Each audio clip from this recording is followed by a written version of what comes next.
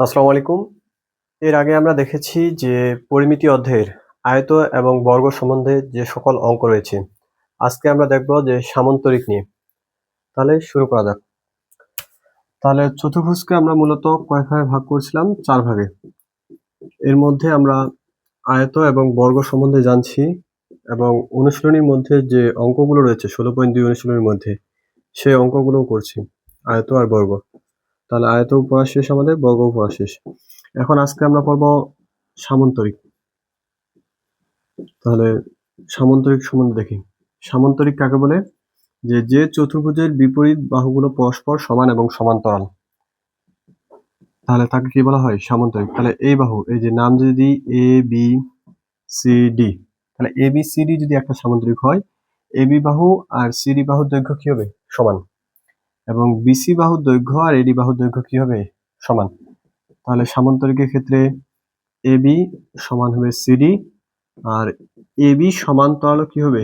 CD. আরেকটা বৈশিষ্ট্য কি হবে সামান্তরিকের? তাহলে এডি বাহু সমানও লিখতে পারি আমরা বিসি বাহু, এবং এডি সমান্তরাল কি হবে? বিসি। সামান্তরিকের যে ক্ষেত্রফল নির্ণয় সূত্র, সামান্তরিকের ক্ষেত্রফল হচ্ছে এই যে বিসি কে আমরা যদি ভূমি ধরি আর উচ্চতা যদি আমরা এডি অঙ্কন করি, উচ্চতাকে যদি এইচ ধরি, তাহলে সামান্তরিকের ক্ষেত্রফল হবে হাফ ভূমি গুণন উচ্চতা। তাহলে সামান্তরিকের ক্ষেত্রফল হাফ ভূমি গুণন উচ্চতা। আর পরিসীমা কি হবে? এই যে 2 ইন্টু দৈর্ঘ্য যোগ প্রস্থ। পরিসীমা মানে কি? 4 বাহুর যোগফল।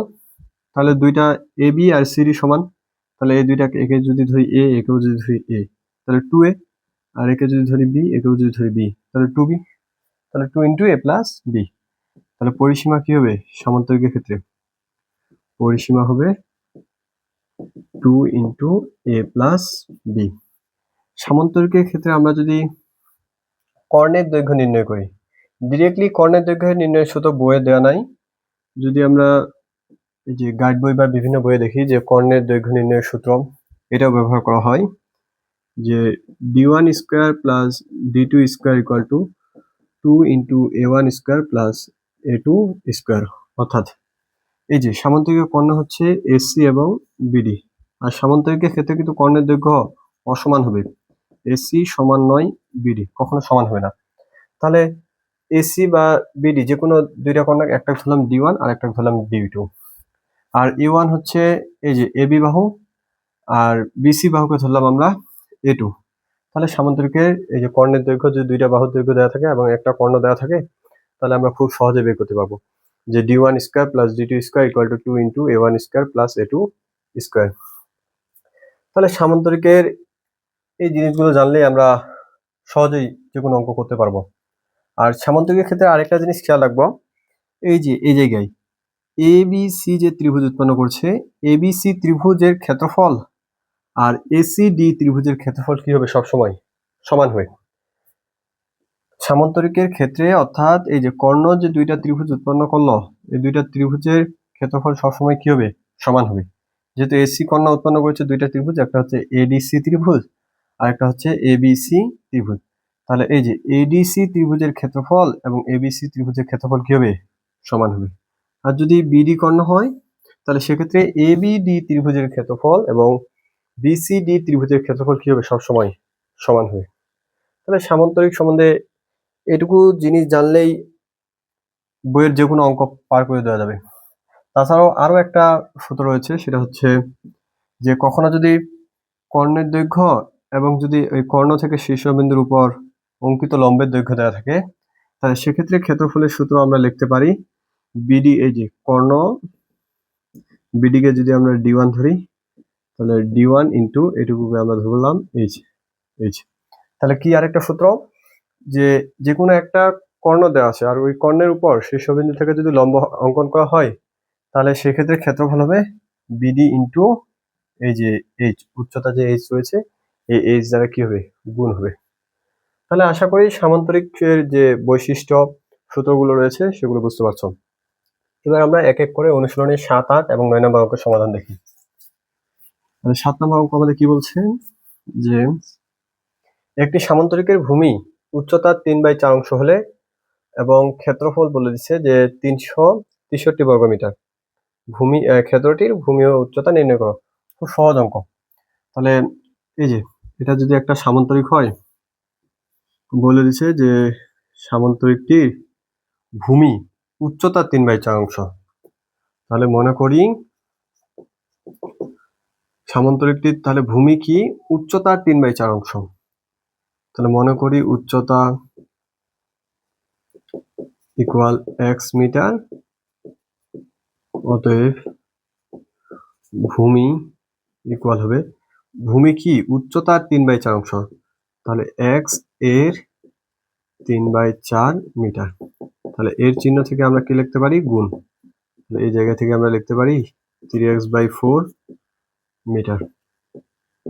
তাহলে এই যে ভূমি, এই ভূমির মান দেওয়া আছে আমাদের 3x/4, আর এই যে এটুকু যদি আমরা উচ্চতা ধরি, এই উচ্চতার মান কত? x metre. এখন আমাদের সত্যমতে সামান্তরিকের ক্ষেত্রফল দেওয়া আছে কত? 363। তাহলে সত্যমতে সামান্তরিকের ক্ষেত্রফল ইকুয়াল আমাদের কত দেওয়া আছে? 363 বর্গমিটার। তাহলে সামান্তরিকের ক্ষেত্রফল নির্ণয়ের সূত্র আমরা কি জানি? যে ভূমি গুণন উচ্চতা। তাহলে সামান্তরিকের ক্ষেত্রফল সমান লিখলাম ভূমি গুণন উচ্চতা। তাহলে এটুকুর মান আমাদের কত দেওয়া আছে? 363 বর্গমিটার। তাহলে ভূমি এর মান কত? 3x/4 বসালাম, ইন্টু উচ্চতার মান কত? x equal 363। তাহলে এটুকুকে যদি গুণ করি, x এর নিচে কোনো কিছু নাই মানে কি রয়েছে? 1। তাহলে গুণের সময় সবসময় কি হয় ভগ্নাংশের ক্ষেত্রে? লবের সাথে লব গুণ, হরের সাথে হর গুণ। তাহলে 3x ইন্টু x মানে হয় 3x স্কোয়ার, 4 ইন্টু 1 মানে হয় 4 ইকুয়াল টু 363। তাহলে 3x স্কোয়ার সমান আমরা কি লিখতে পারি? যে 363 গুণন এই যে 4 ভাগ অবস্থা রয়েছে, এদিক গেলে কি হয়ে যাবে? গুণ। তাহলে x স্কোয়ার ইকুয়াল টু 363 ভাগ 4, 363 ইন্টু 4 ডিভাইডেড 3। তাহলে এটুকুকে যদি আমরা ক্যালকুলেটর করি তাহলে কত আসবে? যে 363 গুণন 4 ডিভাইডেড 3, 484। তাহলে x স্কোয়ারের মান যদি 484 হয়, তাহলে x এর মান কি হবে? √484 সমান হবে 22 মিটার। তাহলে আমাদের কি নির্ণয় করতে বলছিল? ভূমি এবং উচ্চতা। তাহলে আমরা বের করলাম x এর মান। x এর মান কি? উচ্চতা। তাহলে সামান্তরিকটির উচ্চতা কত মিটার? 22 মিটার। তাহলে ভূমি কত হবে? অতএব ভূমির দৈর্ঘ্য আমরা কত ধরছি? 3x/4। তাহলে অতএব ভূমি 3 ইন্টু x এর মান কত? 22 ডিভাইডেড উচ্চতার মান কত? 4। তাহলে 22 ইন্টু 3 ডিভাইডেড 4।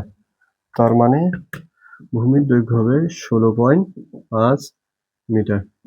আর উচ্চতা আমরা কত পেলাম? উচ্চতা যেহেতু x এর মান, এজন্য উচ্চতা হচ্ছে কত মিটার? 22 মিটার, যেটা আমাদের কি করতে বলছিল? নির্ণয় করতে। তাহলে কিভাবে করলাম? পুরো অঙ্কটা যদি আরেকবার দেখি, যে আমাদের বলছে যে একটি সামান্তরিকের ভূমি উচ্চতা 3/4। তাহলে আমরা ধরে নিলাম যে উচ্চতা x মিটার আর ভূমি উচ্চতার কত অংশ? 3/4। তাহলে ভূমি হবে x এর 3/4 অংশ। তাহলে ভূমির মান কত বের করলাম? 3x/4 metre. এখন আমাদের নির্ণয় করতে বলছে যে ভূমি আর উচ্চতার মান। তাহলে ভূমি ও উচ্চতার মান নির্ণয় করার জন্য আমাদের শর্ত দেওয়া আছে কি? যে ক্ষেত্রফল 363 বর্গমিটার। তাহলে সত্যমতে সামান্তরিকের ক্ষেত্রফল সমান 363 বর্গমিটার। তাহলে সামান্তরিকের ক্ষেত্রফলের সূত্র কি? ভূমি গুণন উচ্চতা। তাহলে ভূমি এর মান 3x/4, উচ্চতার মান x।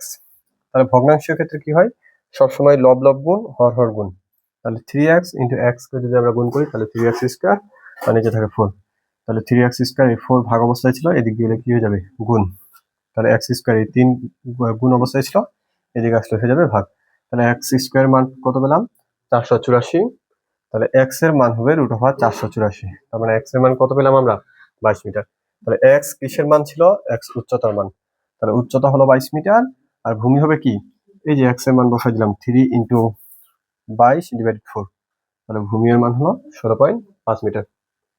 তাহলে আশা করি এই সহজ অঙ্কটি বুঝতে পারছেন। তাহলে এবার আমরা দেখবো যে 8 নম্বর অঙ্ক আমাদের কি বলছে। 8 নম্বর অঙ্ক আমাদের বলছে যে একটি সামান্তরিকের ক্ষেত্রফল একটি বর্গের ক্ষেত্রফলের সমান। সামান্তরিকটির ভূমি 125 মিটার, উচ্চতা 5 মিটার হলে বর্গের কর্ণের দৈর্ঘ্য। তাহলে এটাও খুব সহজ অঙ্ক। বর্গের কর্ণের দৈর্ঘ্য নির্ণয়ের সূত্র কি? √2a। এ মানে কি? এ মানে হচ্ছে বাহুর দৈর্ঘ্য। তাহলে আমাদের বর্গের ক্ষেত্রে যদি আমরা বাহুর দৈর্ঘ্য নির্ণয় করতে পারি, তাহলে আমরা কর্ণের দৈর্ঘ্য নির্ণয় করতে পারবো। তাহলে এখন আমাদের শর্ত কি দেওয়া আছে? যে সামান্তরিকের ভূমি আর উচ্চতা। তাহলে সামান্তরিকের ভূমি আর উচ্চতা থেকে আমাদের বর্গের বাহুর দৈর্ঘ্য নির্ণয় করার জন্য এই জায়গায় আমাদের শর্ত দিয়ে দিছে যে সামান্তরিকের ক্ষেত্রফল হবে বর্গক্ষেত্রের ক্ষেত্রফলের সমান। তার মানে আমরা সামান্তরিকের ক্ষেত্রফল বের করবো। তারপর বর্গের ক্ষেত্রফলের সূত্র কি? এর আগের পর্বে আমরা দেখছি যে বর্গক্ষেত্রের ক্ষেত্রফলের সূত্র হচ্ছে বাহু স্কয়ার বাই এ স্কয়ার। তাহলে এ স্কয়ার ইকুয়াল ক্ষেত্রফল লিখে দেবো। তাহলে এর মান বের করবো, আর ওই এর মান এখানে বসালে কিসের দৈর্ঘ্য বের হয়ে যাবে? কর্ণের দৈর্ঘ্য। তাহলে দেখা যাক কিভাবে করবো। তাহলে আমাদের বলছে যে দেওয়া আছে 8 নম্বর অঙ্ক আমরা যদি দেখি, দেওয়া আছে সামান্তরিকের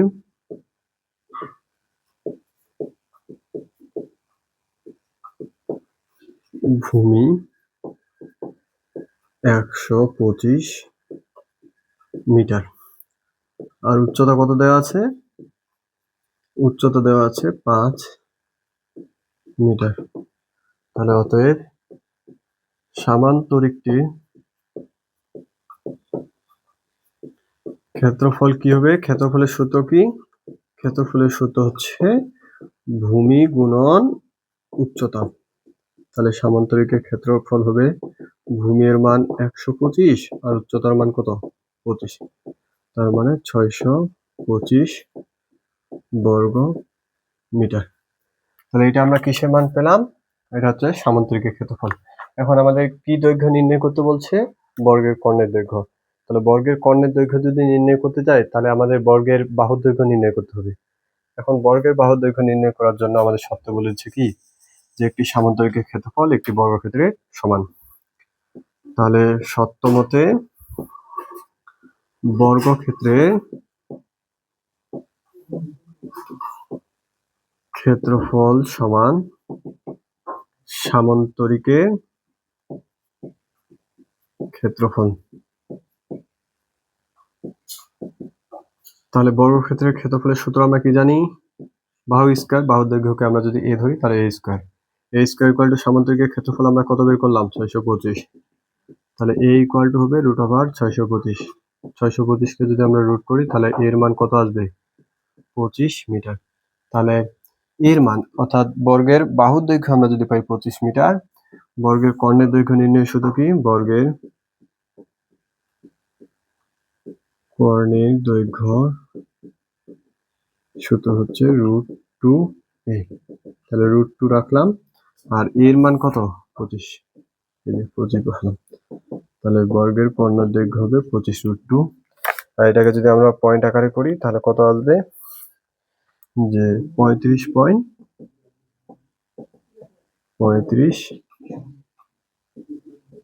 মিটার, যেটা আমাদের কি করতে বলছিল? নির্ণয় করতে। আশা করি এই অঙ্কটা বুঝতে পারছো। এই অঙ্ক খুবই সহজ।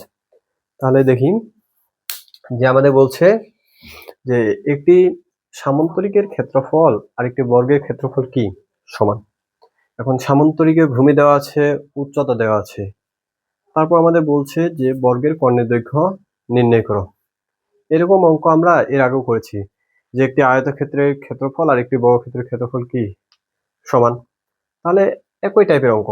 তাহলে আমাদের সামান্তরিকের সবকিছু দেওয়া আছে, নির্ণয় করতে বলছে কি? বর্গের কর্ণের দৈর্ঘ্য। তাহলে বর্গের কর্ণের দৈর্ঘ্য নির্ণয় করতে হলে আমাদের প্রয়োজন বাহুর দৈর্ঘ্য বর্গের। এখন বাহুর দৈর্ঘ্য নির্ণয়ের জন্য আমাদের শর্ত দেওয়া আছে যে সামান্তরিকের ক্ষেত্রফল আর বর্গের ক্ষেত্রফল কি হবে? সমান হবে। তাহলে আমরা দেখি সামান্তরিকের ক্ষেত্রফল কত বের করলাম? 625। তাহলে সামান্তরিকের ক্ষেত্রফল যদি হয় 625, তাহলে সামান্তরিকের ক্ষেত্রফল সমান কার ক্ষেত্রফল? বর্গের ক্ষেত্রফল। তাহলে এই যে বর্গের ক্ষেত্রফলের সূত্র কি? এ স্কয়ার। তাহলে এ স্কয়ার ইকুয়াল 625 ইকুয়াল √625। এর মান কত বের করলাম আমরা? 25 মিটার। তাহলে এর মান যদি 25 মিটার হয়, তাহলে বর্গের কর্ণের দৈর্ঘ্য নির্ণয়ের সূত্র কি? √2a। তাহলে √2 ইন্টু এর মান বসাই দিলাম। তাহলে 25√2 বা 35.35 মিটার। তাহলে এরপর আমরা দেখি যে 9 নম্বর অঙ্ক। আশা করি এই সহজ অঙ্কটি তোমরা বুঝতে পারছো। তাহলে এবার দেখি 9 নম্বর অঙ্ক আমাদের কি বলছে। আর অনুশীলনীর মধ্যে সবচেয়ে যদি সিকিউতে আসে 16.2 এর, তাহলে এই 9 নম্বর অঙ্কই। 9 নম্বর অঙ্ক মনে হয় না এমন কোনো বোর্ড বাকি আছে যে বোর্ডে বিগত বছরের সৃজনশীল আসেনি। তাহলে দেখি 9 নম্বর অঙ্ক আমাদের কি বলছে। তাহলে 9 নম্বর অঙ্কটা মনোযোগ দাও আর মনোযোগ দিয়ে 9 নম্বর অঙ্কটা দেখো। তাহলে দেখি বলছে যে একটি সামান্তরিকের বাহুর দৈর্ঘ্য 30 সেন্টিমিটার ও 26 সেন্টিমিটার। এর ক্ষুদ্রতম কর্ণটি 28 সেন্টিমিটার হলে অপর বাহুর দৈর্ঘ্য কত? তাহলে এই যে কিছুক্ষণ আগে যখন আমরা দেখি যে সামান্তরিকের বৈশিষ্ট্য, ওই জায়গায় আমি একটা সূত্র লিখে দিয়েছিলাম যে d1 square plus d2 square equal two 2 into a1 square plus a2 square. অর্থাৎ সামান্তরিকের কর্ণদ্বয়ের বর্গের সমষ্টি হবে বাহুদ্বয়ের বর্গের সমষ্টির দ্বিগুণের সমান। তাহলে ওই সূত্রের আলোকে যদি আমরা করি তাহলে খুব সহজেই বের হয়ে যাবে। তবে আমরা সিকিউতে ওই সূত্রের আলোকে করব না, আমরা ইন জেনারেলি যেভাবে করে থাকি আর কি, যে ম্যাথ বইয়ে যেভাবে দেওয়া আছে, যে সূত্রগুলো দেওয়া আছে সেই সূত্রের আলোকেই করব বোর্ড পরীক্ষায় যদি আসে। তাহলে আগে আমরা বোর্ড পরীক্ষায় কিভাবে অ্যান্সার করব সেই প্রসেসটা দেখি, পরবর্তীতে আমরা যদি এমসিকিউ তে আসে তাহলে কিভাবে করব সেই প্রসেসটা দেখব। তাহলে দেখি একটি সামান্তরিকের বাহুর দৈর্ঘ্য, তাহলে একটি সামান্তরিক অঙ্কন করি আগে। বলছে যে একটি সামান্তরিকের বাহুর দৈর্ঘ্য কত? 30 সেন্টিমিটার এবং 26 সেন্টিমিটার। তাহলে এই যে এটুকু ধরলাম আমরা 26 আর এটুকুর মান ধরলাম আমরা কত? 30। একটু বড় করে লিখি। তাহলে এই বাহুর দৈর্ঘ্য যদি 26 হয়, এই বাহুর দৈর্ঘ্য কত হবে? 26। এটুকু 30 হলে এটুকু 30। এর ক্ষুদ্রতম কর্ণটি 28 সেন্টিমিটার। তাহলে ক্ষুদ্রতম কর্ণ কোনটা হবে? এ বি সি ডি সামান্তরিকের ক্ষেত্রে এই যে এসি ক্ষুদ্রতম কর্ণ, এই ক্ষুদ্রতম কর্ণের মান কত? 28 সেন্টিমিটার। তাহলে এখন আমাদের কি বের করতে বলছে? যে বৃহত্তম কর্ণ কত, অর্থাৎ বিডি এর মান। তাহলে এখন দেখো বিডি এর মান যে বের করব, বিডি এর মান বের করার মতো কি কোনো ওয়ে আছে? যে আমাদের কোনো সূত্র জানা আছে এমনিতেই বইয়ে? না। এই জন্য আমরা কি করব, যে বিডি কে যদি কোনো মতো আমরা অতিভুজ বানাতে পারি তাহলে খুব সহজেই আমরা বিডি এর মান নির্ণয় করতে পারবো। এজন্য আমরা সি কে এফ পর্যন্ত বর্ধিত করব আর ডিএফ কি অঙ্কন করব? লম্ব। তাহলে যখনই ডিএফ অঙ্কন লম্ব অঙ্কন করব তখনই কি হয়ে যাবে? বিএফডি একটা সমকোণী ত্রিভুজ। আর যেই সমকোণী ত্রিভুজের অতিভুজ হবে বিডি, আর বাকি দুইটা, একটা হবে ভূমি আর একটা হবে কি? লম্ব। তাহলে যে কোনো ভাবে আমরা সিএফ আর এফডি এর মান যদি বের করতে পারি তাহলে খুব সহজে আমরা অঙ্কটি করতে পারবো। তাহলে কি করলাম, এই যে বৃহত্তম কর্ণ যে নির্ণয় করতে বলছে, এই বৃহত্তম কর্ণ নির্ণয় করার জন্য আমাদের বইয়ে ডিরেক্ট কোনো সূত্র দেওয়া নাই। এজন্য আমরা করলাম কি, যে সি কে এফ পর্যন্ত বর্ধিত করলাম, বর্ধিত করার পর ডিএফ লম্ব আঁকলাম। যখনই ডিএফ লম্ব অঙ্কন করছি তখন এটা একটা সমকোণী ত্রিভুজ হয়ে যাচ্ছে, আর এই সমকোণী ত্রিভুজের বিডি হচ্ছে অতিভুজ। তাহলে আমরা সহজে অতিভুজের মান বের করতে পারবো, যে অতিভুজ স্কয়ার সমান লম্ব স্কয়ার যোগ ভূমি স্কয়ার। তাহলে দেখি করি এবার অঙ্কটা। তাহলে কি করলাম আমরা, যে সিএফ কে বর্ধিত করলাম আর ডিএফ লম্ব অঙ্কন করলাম। তাহলে এখন এই যে এইটুকুর মান যদি 26 হয়, সিডি এর মান কত? 26। কিন্তু আমাদের প্রয়োজন সিএফ আর এফডি। এর মধ্যে সিএফ আর এফডি এর মধ্যে যে কোনো যদি একটা জেনে যায় তাহলে তো সিএফ এর মান যে কোনো ভাবে বের করা যাবে। তাহলে এই লক্ষ্যে আমরা এখন কি করব, এখন দেখি, এখন ডিএফ এর মান বের করা প্রয়োজন। তাহলে ডিএফ কি? লম্ব বা উচ্চতা। তাহলে এই ডিএফ এর মান বের করতে পারি কিভাবে? একটু লক্ষ্য করি যে এখানে কি আছে, যে এবিসি একটা ত্রিভুজ আছে, এই যে এবিসি একটা ত্রিভুজ আছে। তাহলে এই এবিসি ত্রিভুজের 26, 30, 28, তাহলে কোন ত্রিভুজ হয়ে যাচ্ছে? বিষমবাহু। তাহলে বিষমবাহু ত্রিভুজের ক্ষেত্রফল বাহির করার পর আমরা যদি হাফ ইন্টু ভূমি গুণন উচ্চতা দিই তাহলে এই জায়গা থেকে খুব সহজেই এই উচ্চতাটুকুর মান বের করতে পারবো না? তাহলে এই উচ্চতার মান যা হবে ডিএফ এর মানও কি হবে? তাই হবে। তাহলে খুব সহজে আমরা ডিএফ এর মান বের করতে পারবো, আর ডিএফ এর মান বের করতে পারলেই সিএফ এর মান এমনি ইজিলি বের হয়ে যাবে। তাহলে আমরা এজন্য কি করলাম, যে এই যে ত্রিভুজ এবিসি এর পরিসীমা নির্ণয় করি। এই যে পরিসীমা কত হবে, পরিসীমা কেন নির্ণয় করব, কারণ আমরা দেখলাম যে ত্রিভুজ ABC হচ্ছে বিষমবাহু ত্রিভুজ, আর বিষমবাহু ত্রিভুজের ক্ষেত্রফল নির্ণয় করার ক্ষেত্রে আমাদের কি নির্ণয় করতে হবে, পরিসীমা। তাহলে এই জন্য আমরা ত্রিভুজ ABC এর পরিসীমা নির্ণয় করি। তাহলে পরিসীমা 2s সমান কি হবে, 26 যোগ 30 যোগ 28। তাহলে 2s সমান হবে 26, 30, 28 যোগ করি, 26 যোগ 30 যোগ 28, তাহলে কত হচ্ছে 84। তাহলে পরিসীমা 84। তাহলে s ইকুয়াল কি হবে, 84/2, তার মানে 42 মিটার। তাহলে এই যে s বের করলাম, s কি, s হচ্ছে অর্ধ পরিসীমা। তাহলে আমরা ত্রিভুজ ABC এর ক্ষেত্রফল নির্ণয় করতে পারবো। অতএব ত্রিভুজ ABC এর ক্ষেত্রফল। তাহলে ত্রিভুজ ABC এর ক্ষেত্রফল আমরা কিভাবে বের করব, যে √s into s minus a, s minus b, s minus c। তাহলে s মানে কি, অর্ধ পরিসীমা, যেটা আমরা বের করলাম 42 মাইনাস a, এর মান যদি আমরা এটাকে ধরি তাহলে 26, 42 মাইনাস b এর মান যদি আমরা 30 ধরি 30, s এর মান হচ্ছে 42 মাইনাস 28। তাহলে √42 ইন্টু, তাহলে 42 থেকে যদি 26 যায় তাহলে কত হবে, 16 ইন্টু 12 ইন্টু 14 হবে এটুকু না। তাহলে এখন এটুকু গুণ করি, 14 ইন্টু 12 ইন্টু 16 ইন্টু 42, যে মানটা আসছে ওই মানকে রুট করি। তাহলে এটুকুর মান আসতেছে 336 বর্গ মিটার। তাহলে আমরা ABC ত্রিভুজের ক্ষেত্রফল বের করলাম। তাহলে ABC ত্রিভুজের ক্ষেত্রফল সমান আবার আমরা কি লিখতে পারি, এটুকু মান যদি আমরা d দিই, যে ত্রিভুজ আবার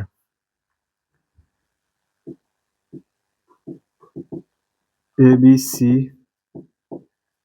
এর ক্ষেত্রফল সমান আমরা লিখতে পারি হাফ ভূমি, ভূমি এর মান কত, BC, গুণন উচ্চতা কত, AD। তাহলে এই যে ABC এর ক্ষেত্রফল আমরা কত জানলাম, 336, তাহলে হাফ। BC এর মান কত, দেখো AD এই যে BC এর মান আমরা কত জানি, 30 না, কারণ সামান্তরিক ক্ষেত্রে দুইটা বাহু দৈর্ঘ্য দেওয়া আছে, একটা 26 আর একটা কত 30। তাহলে BC এর মান দিলাম 30, এখন আমাদের প্রয়োজন AD। তাহলে এই 30 কে যদি কাটি তাহলে হয় 15, তাহলে 336 ইকুয়াল টু 15 AD। AD মানে কি, উচ্চতা। তাহলে AD ইকুয়াল কি লিখতে পারি, এই 336, অর্থাৎ তোমরা যদি সাদা লেখো যেভাবে 15 AD কে আগে লিখলাম, 336 কে কি লিখলাম পরে। তাহলে AD বা উচ্চতা ইকুয়াল কি লেখা যায়, 336 ডিভাইডেড 15। তাহলে 336 কে আমরা যদি 15 দ্বারা ভাগ করি তাহলে কত অ্যান্সার আসবে, যে 22.4। তাহলে এটুকু আমরা কি জানলাম, যে 22.4 যে আসলো, তাহলে এই 22.4 হচ্ছে উচ্চতার মান। তাহলে AD এর মান যদি 22.4 হয়, তাহলে DF এর মান কত হবে, DF এর মানও হবে 22.4। তাহলে আমাদের মূল লক্ষ্য কিন্তু BD কর্ণের দৈর্ঘ্য নির্ণয় করা। তাহলে BD কর্ণের দৈর্ঘ্য নির্ণয় করার জন্য আমাদের প্রয়োজন ছিল যে এই যে CF এর মান। তাহলে আমরা বের করলাম যে CD এর মান 26, DF এর মান 22.4।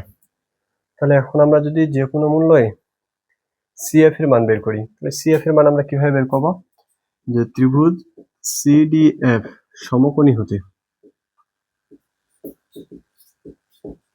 হতে কি লেখা যায়, অতিভুজ স্কয়ার সমান লম্ব স্কয়ার যোগ ভূমি স্কয়ার, FD স্কয়ার যোগ CF স্কয়ার। তাহলে CD এর মান কত, 26, FD মান কত বের করলাম, 22.4 স্কয়ার, আর CF এর মান আমরা কি করব, বের করব। তাহলে 26 এর উপর যদি স্কয়ার করি তাহলে কত হয়, 26 এর উপর স্কয়ার করলে হয় 676 minus 22.4 square equal two CF square. তাহলে এই জায়গায় থাকলো 676 মাইনাস 22.4 স্কয়ার, তাহলে এটুকুর মান হয় 501.76 ইকুয়াল টু CF স্কয়ার। তাহলে CF ইকুয়াল টু কত লিখতে পারি, √676 বিয়োগ 501.76, তার মানে কত মান আসে, 174.24। এটাকে যদি আমরা রুট করি তাহলে এটার মান আমরা পাবো 13.2 মিটার। তাহলে এই যে সিএফ এর মান আসলো 13.2 মিটার। তাহলে এখন সিএফ এর মানও জানা হয়ে গেল, ডিএফ এর মানও জানা হয়ে গেল। এখন আমরা বিডি এর মান খুব সহজে বের করতে পারবো। এখন প্রশ্ন হচ্ছে যে এডি এর মান আর ডিএফ এর মান কেন সমান? দেখো, এডি এর মান আর ডিএফ এর মান সমান হওয়ার উদ্দেশ্য হচ্ছে কি, যে এডি বাহু আর বিসি বাহু কি, এডি বাহু আর বিসি বাহু হচ্ছে পরস্পর সমান্তরাল। এখন সমান্তরাল যদি হয় তাহলে এই যে এইটুকু কোণের মান যা, অর্থাৎ এ বি সি কোণের মান যা, ডি সি এফ কোণের মান কি তাই না? কারণ কি, যে আমরা জানি যে যদি দুইটা সমান্তরাল রেখা হয়, এই যে এই সমান্তরাল রেখার যদি ছেদক থাকে তাহলে তাদের মধ্যে যে অন্তর্ভুক্ত কোণ থাকে এই কোণের মান পরস্পর কি হয়, সমান হয়। দুইটা সমান্তরাল সরলরেখা থাকলো, এই সমান্তরাল রেখার যদি সাধারণ কোনো ছেদক থাকে, যেমন এ বি ছেদক আর সিডি কি ছেদক, একই পাশে যে কোণ উৎপন্ন করবে সেই কোণগুলোর মান কি হবে, সমান হবে। তাহলে এ বি সি কোণের মান আর ডি সি এফ কোণের মান কি হবে, সমান হবে। এখন যদি সমান হয় আমরা কি জানি, সমান সমান বাহুর বিপরীত কোণ সবসময় কি হবে, সমান হবে। তাহলে এই যে বি কোণের বিপরীত বাহুকে এডি, তাহলে এইটুকুর মান যা হবে, এই জায়গায় সি কোণের বিপরীত বাহুর নাম কি, ডিএফ, ডিএফ এর মানও কি হবে, তাই হবে। অথবা তোমরা খেয়াল রাখতে পারবো যে সামান্তরিকের ক্ষেত্রে যেহেতু এডিও উচ্চতা, একে বর্ধিত করলে এটাও কিসের মান হচ্ছে, উচ্চতার মান হচ্ছে, তাহলে উচ্চতার মান সবসময় কি হবে, সমান হবে। তাহলে এভাবে তোমরা সহজে ইজিলি মনে রাখতে পারো। তাহলে এখন আমরা সিএফ এর মান বের করলাম, এখন আমাদের প্রয়োজন কার মান, বিডি এর মান। তাহলে এখন লিখবো অতএব বিডিএফ ত্রিভুজ সমকোণী হতে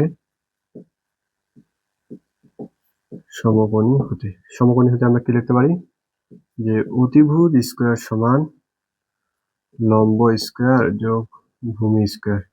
তাহলে এবার ভূমি কি হবে, বি এফ, তাহলে বিডি স্কয়ার সমান ডিএফ, ডিএফ এর মান কত, 22.4,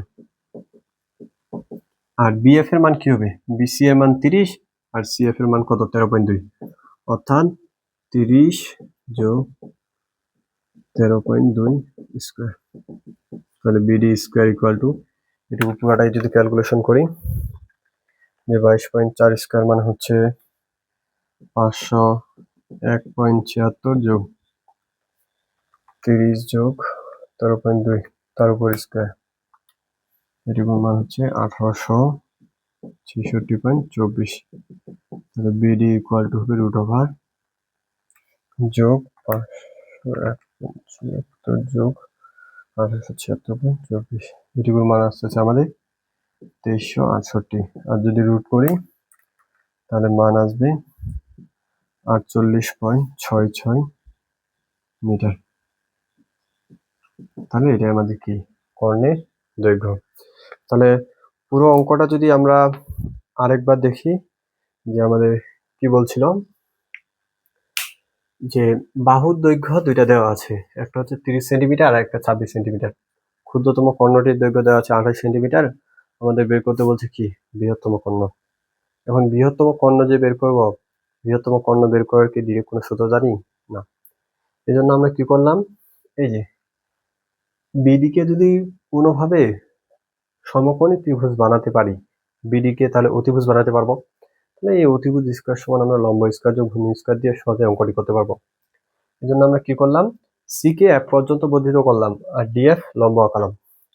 তাহলে তখন কি হয়ে গেল, বি এফ ডি সমকোণী ত্রিভুজ, আর যে সমকোণী ত্রিভুজের বিডি কি, অতিভুজ, আর বিএফ হচ্ছে ভূমি, এফ ডি হচ্ছে লম্ব। তাহলে এখন আমাদের বের করতে হবে সিএফ আর ডিএফ এর মান। এই জন্য সিএফ আর ডিএফ এর মান বের করার জন্য আমরা কি করলাম, দেখলাম যে সিএফ অথবা ডিএফ বের করার জন্য আমাদের অবশ্যই এই যে ডিএফ অথবা সিএফ যে কোনো একটার মান বের করলে আমরা অপরটার মান খুব সহজে বের করতে পারবো। তাহলে এই জন্য আমরা কি দেখলাম যে এবিসি এই জায়গায় যে বিষমবাহু ত্রিভুজ রয়েছে, এই বিষমবাহু ত্রিভুজে আমরা ক্ষেত্রফল বের করি, তারপর এই ত্রিভুজের ক্ষেত্রফলকে আমরা লিখবো কি হাফ ভূমি গুণন উচ্চতা। তাহলে এই উচ্চতার মান বের করে নিতে পারবো, এই উচ্চতার মান যা হবে এই উচ্চতার মান কি হবে তাই হবে। তাহলে এটা বাহুর দৈর্ঘ্য এটা বাহুর দৈর্ঘ্য যদি আমরা পাই, তাহলে এটুকুর মান সহজে পারবো না, এটুকুর মান বের করে নিলাম। তাহলে বিএফ পুরোটাই হয়ে গেল ভূমি, ডিএফ হয়ে গেল উচ্চতা। তাহলে পৃথক উপপাদ্য অনুসারে যে অতিভুজ স্কয়ার সমান লম্ব স্কয়ার যোগ ভূমি স্কয়ার, তাহলে হয়ে গেল। তাহলে দেখি কিভাবে করলাম। তাহলে এবিসি ত্রিভুজে আমরা ক্ষেত্রফল কেন বের করলাম, ওই যে উচ্চতা নির্ণয়ের জন্য। তাহলে এই যে এবিসি ত্রিভুজের ক্ষেত্রফল নির্ণয় করলাম, এবিসি ত্রিভুজের ক্ষেত্রফল থেকে আমরা উচ্চতা মান বের করলাম, তাহলে এডি আর ডিএফ এর মান কি হয়ে যাবে সমান হয়ে যাবে। সমান করলাম, করার পর সিএফ এর মান কিভাবে করলাম, যে সিডিএফ যে রয়েছে এটা আবার কোন ত্রিভুজ, সমকোণী ত্রিভুজ। এই সমকোণী ত্রিভুজের ক্ষেত্রে অতিভুজ স্কয়ার সমান লম্ব স্কয়ার যোগ ভূমি স্কয়ার। তাহলে ইজিলি সিএফ এর মান বের করলাম। তাহলে বিডিএফ ত্রিভুজের ক্ষেত্রে দেখি যে অতিভুজ স্কয়ার সমান লম্ব স্কয়ার যোগ ভূমি স্কয়ার। তাহলে মান বসালাম, বিএফ এর মান কি হবে, বিসি এর মান 30 আর সিএফ এর মান হচ্ছে 13.2। দুইটা যোগ করে উপরে স্কয়ার চলে হল স্কয়ার করে দিলাম। তাহলে মান করলাম বিডি এর মান কত 48.66 মিটার। তাহলে এটা হচ্ছে আমাদের যে সিকিউ প্রসেস। আর এই অঙ্ক কিন্তু সিকিউর জন্য খুবই ইম্পর্টেন্ট। এই অঙ্ক মনে করো কোনো না কোনো বোর্ডে আসবেই, যখনই বোর্ড পরীক্ষা হোক না কোনো, পরিমিতি থেকে এই অঙ্ক কোনো না কোনো বোর্ডে আসতেই হবে। তাহলে এবার আমরা দেখি যে এটা শর্ট ভাবে কিভাবে করা যায়। শর্ট ভাবে করার জন্য এত সব কিছু করতে হয় না। যখন আমরা প্রথমে এই যে বেসিকটা আলোচনা করলাম যে কিভাবে কি করব, ওখানে আমি একটা সূত্র লিখছিলাম যে d1 স্কয়ার যোগ d2 স্কয়ার সমান 2 ইন্টু a1 স্কয়ার যোগ a2 স্কয়ার। অর্থাৎ সামান্তরিকের কর্ণদ্বয়ের বর্গের সমষ্টি হবে বাহুদ্বয়ের বর্গের সমষ্টির দ্বিগুণের কি সমান। তাহলে যে কোনো একটা কর্ণ, এই যে বৃহত্তম কর্ণকে আমরা d1 ধরলাম, তাহলে ক্ষুদ্রতম কর্ণ কি হবে d2, d2 এর মান 28 স্কয়ার, 2 ইন্টু a1 আর a2 হচ্ছে বাহু। তাহলে a1 এর মানকে আমরা যদি 30 স্কয়ার ধরি আর a2 এর মানকে কত ধরবো 26 স্কয়ার। তাহলে d1 স্কয়ার ইকুয়াল টু হবে 2 ইন্টু 30 এর উপর স্কয়ার করলে হয় 900 যোগ 26 এর উপর স্কয়ার, তাহলে 676 মাইনাস কত হবে 28 এর উপর স্কয়ার। তাহলে d1 স্কয়ার ইকুয়াল টু হবে 2 ইন্টু 900 যোগ 676, 1576 মাইনাস 28 স্কয়ার। তাহলে 28 স্কয়ার মান কত 784। তাহলে d1 ইকুয়াল টু হবে রুট ওভার, তাহলে 1576 গুণন 2 বিয়োগ 784, তাহলে এটুকুর মান আসে 2368। তাহলে d1 ইকুয়াল টু হবে রুট ওভার 2367 অর্থাৎ 48.66 মিটার। তাহলে এইভাবেও আমরা খুব সহজে বের করতে পারবো যে যদি কোনো সামান্তরিকের দুটা বাহু দৈর্ঘ্য আর একটা কর্ণ দেওয়া থাকে, তো খুব সহজে আমরা অপর যে কর্ণটি রয়েছে সেই কর্ণটির মান বের করতে পারবো। তাহলে আশা করি সামান্তরিক নিয়ে যে কোনো সমস্যা যদি পরীক্ষা আসে তো তোমরা সহজে এগুলো সমাধান করতে পারবো। তাহলে এই অনুশীলনীর মধ্যে 9 নাম্বার অঙ্কটা তোমরা খুব সুন্দর মতো দেখবা, আর প্রত্যেকটা পর্ব ক্রম অনুসারে দেখবা, প্রথম পর্ব, দ্বিতীয় পর্ব, তৃতীয় পর্ব, তাহলে ইজিলি যে কোনো জিনিস বুঝতে পারবা। আর যদি আমাদের ক্লাস ভালো লাগে তাহলে বন্ধুদের মাঝে শেয়ার করো। ঠিক আছে, দেখা হবে এর পরবর্তী পর্বে। ততদিন পর্যন্ত ভালো থাকো, সুস্থ থাকো। আসসালামু আলাইকুম রহমতুল্লাহ।